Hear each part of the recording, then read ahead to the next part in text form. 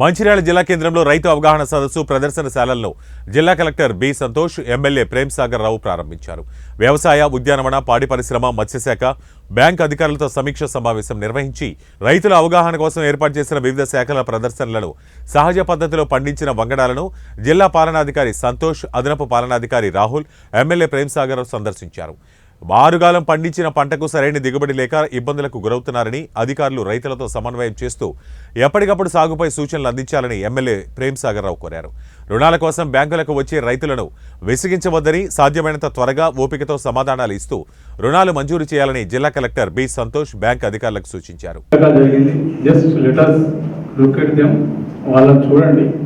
ఎందుకంటే ఇంత 75 సంవత్సరాల ఆఫ్టర్ 75 years ఇండిపెండెన్స్ ఆల్సో ఈ రోజు కూడా 60% భారతదేశం రూరల్ ఇండియా ఉన్నది. ఆ రూరల్ ఇండియా అగ్రికల్చర్ ఫార్మర్స్ కానీ ఇలా అగ్రికల్చర్ లేబర్స్ కానీ ఇండియన్ సిస్టమ్ అంతా వాళ్ళ మీద ఆధారపడుతుంది.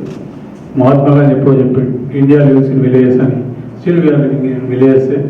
అర్బనైజేషన్ జరిగినా కూడా ఇంకా గ్రామీణ ప్రాంతం మీద ఆధారపడుతుంది. ప్రత్యేకంగా బ్యాంకుల్లో చెప్తున్నా, అధికారులు చెప్తున్నా, ఒకటే మాట రిక్వెస్ట్ ఇది.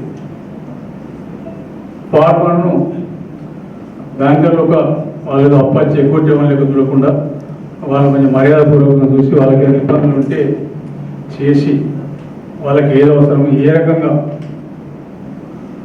వాళ్ళకు లాభం చేయగలుగుతాం ఆ రకంగా చూడండి. అధికారులు కూడా ప్రత్యేకంగా చెప్తున్నా, మీరు ఏదో డ్యూటీ లెక్క కాకుండా మీ ఇంట్లో పని చేసుకుంటే ఎట్లా అవుతుంది అనే విధంగా అధికారులు వాళ్ళకి సపోర్ట్ చేస్తారు. ఇక నాకు మంచిగా కావాల్సింది అయితే దాదాపు 80,000 ఎకరాల నుంచి 50,000 వచ్చింది. మొత్తం ఎక్కడ పడబడి ఎక్కడ లేఅవుట్లు ప్లాట్ చేసేసింది. ఎక్కడ పడితే మిగిలిన 50,000 ఎకరాలు ఇంకా కాపాడుకోకపోతే ఇక మళ్ళీ మేము ఇదివరకు ఎప్పుడు మా చిన్నప్పుడు చూసినాం, ఇక్కడ నుంచి బియ్యం అక్కడ పోయి ఆదిలాబాద్ హాస్పిటల్ అందరూ ఇక మేము మళ్ళీ బియ్యం కొనుక్కునే పరిస్థితి వస్తుంది. కాబట్టి అటువంటి పరిస్థితి రాకుండా ఈ 50,000 ఎకరాలను కాపాడుకునే అవసరం ఉంది. కాబట్టి తప్పకుండా మీ అందరి అధికారుల సహకారం అవసరం ఉంది. రైతుకు ఒక నార్మల్ కన్వెన్షన్ ట్రెడిషనల్ వ్యవసాయం ద్వారా కాకుండా ఇంతకుముందు మిత్రుడు చెప్పినట్టు ఇంటిగ్రేటెడ్ వ్యవసాయం చేస్తే తప్పితే సాధ్యం కాదు. ఇక్కడ సంబంధించిన మటుకు సరే ఈ యొక్క వర్షాకాలం విడిచిపెట్టండి, తర్వాత నెక్స్ట్ దానికి ఈ నెక్స్ట్ రబీ కల్చర్ కొంత ఇంప్రూవ్ చేస్తాం.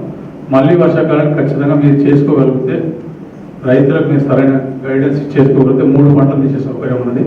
ఎందుకంటే మంచిర్యాల ఇది పొటెన్షియల్ ప్లేస్.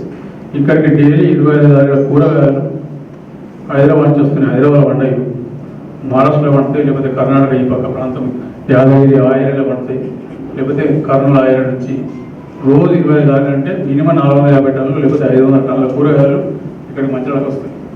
అంటే కర్ణాటకలో వచ్చి మహారాష్ట్రలో వచ్చి ఇక్కడ కూరగాయలు అమ్ముకుంటారు. మన రైతులు మన కూరగాయలు పండియలేమో అదొకటి చెప్పేది. రైతుకు మల్టిపుల్ ఇన్కమ్ వస్తుంది తప్పితే రైతు ప్రశాంతంగా సంతోషంగా బతికే పరిస్థితి లేదు. దానికి ఫస్ట్ క్రాప్ ప్యాడీ తప్పదు చేసుకుంటారు.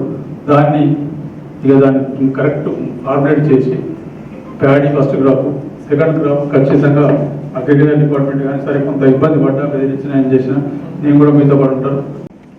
అగ్రికల్చర్ కావచ్చు, హార్టికల్చర్ కావచ్చు, వెటర్నరీ కావచ్చు, వాళ్ళ సైడ్ నుంచి ఏమేమి స్కీమ్స్ ఉన్నాయి, వాళ్ళ సైడ్ నుంచి ఫార్మర్స్కి ఏమేమి అవైలబుల్ స్కీమ్స్ ఉన్నాయి, అవి చేసుకుంటే ఎట్లా లాభం పొందుతుంది, మనం ఇప్పుడు సమీకృత వ్యవసాయం చేసుకున్నా, సేంద్రియ వ్యవసాయం చేసుకున్నా ఏ రకంగా అభివృద్ధి చెందుతాం, ఏ రకంగా మనకి లాభాలు వస్తాయి అనేది అన్నీ చెప్పడం జరిగింది. అట్లానే ఇంకో సైడ్ మాట్లాడినప్పుడు మనం చెప్పిందంతా కూడా ఫీల్డ్ లెవెల్లో ఎంతవరకు ఇంప్లిమెంట్ అవుతుంది, ఫీల్డ్ లెవెల్లో వాళ్ళకి ఎంతవరకు అవగాహన ఉన్నది అనేది ఒక పాయింట్ కూడా మెన్షన్ చేయడం జరిగింది. సో కాబట్టి అందరు ఆఫీసర్స్ మనకి అన్ని రకాలుగా స్కీమ్స్ ఉన్నాయి. ఫార్మర్స్కి మనం సమీకృత వ్యవసాయం చేసిన, సేంద్రియ వ్యవసాయం చేసిన ఇనిషియల్గా కొంచెము ఇది ఉన్నా కూడా ఫర్దర్గా దాంట్లో నుంచి మంచి లాభాలు మా సైడ్ నుంచి కూడా ఆ మార్కెటింగ్కి ఏదైతే ఇబ్బందులు ఉన్నాయో ఆ మార్కెటింగ్ సైడ్ నుంచి కూడా మేము కూడా ఇంప్రూవ్ చేస్తాం. సో దట్ వాళ్ళకి లాభాలు పెరిగేటట్టు.